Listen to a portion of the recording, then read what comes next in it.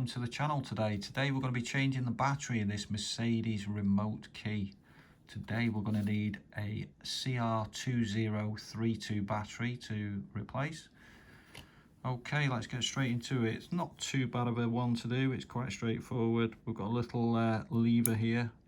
If we flick this across, just put a small screwdriver in through the loop there, that releases the emergency key. This will help you if everything else has failed, you need to get in the car. This is your access with this. We'll just pop that to one side for a minute. We're going to be releasing the back of the key to reveal the battery.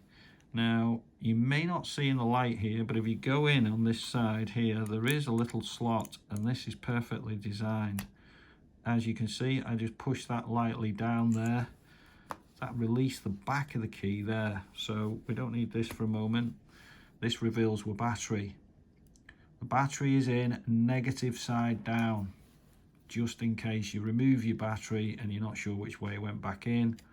Just go down the side of the battery lightly with a small screwdriver, and that's just flick that out nicely to reveal the battery. Okay, so there's your positive side. The dome side is the negative side. Okay, here's the new battery. I've just taken out the packet earlier.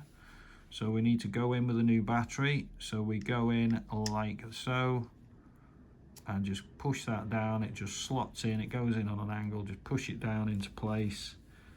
And on the back end, there's two little tabs at the bottom. They hook in there and literally just clips back in.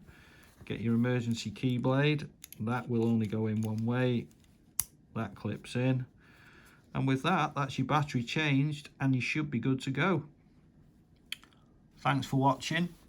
Give us a like and subscribe. Check out our other videos.